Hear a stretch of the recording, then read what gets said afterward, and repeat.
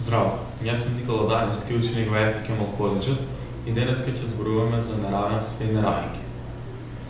Овдека имаме 4 по во заграда 6 минус 3, знакот што треба да ставиме 8 минус 2 плюс 4.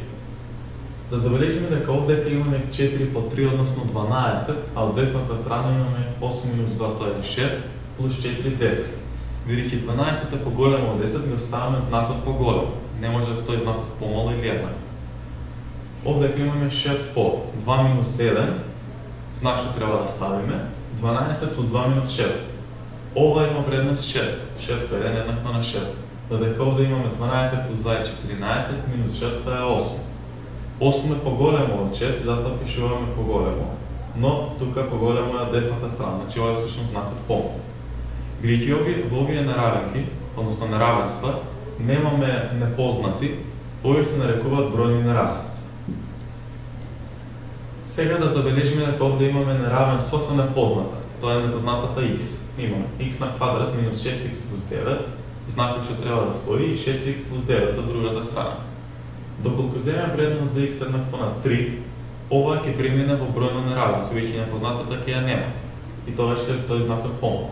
Но вака, со непознатата x, тоа се нарекува неравенка или неравенство со непозната.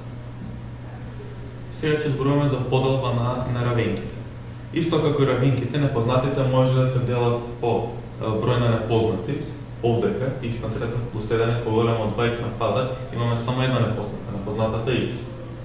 Во неравенката, x на квадрат y на квадрат плюс 7 е поголемо или еднакво 2xy, имаме две непознати, x и y, па затоа ова е неравенка со две непознати. И овдека x на трета y плюс z е поголемо од 6z на квадрат, имаме три непознати, x, y и z.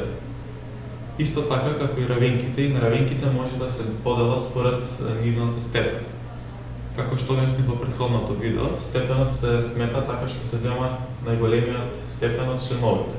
Овдека тоа е степенот 3, во оваа неравенка тоа е степенот 4, 2 плюс 2, додека во оваа равенка повторно степенот е 3, тоа е 4, 3 плюс 7. Тоа беше се за денеска.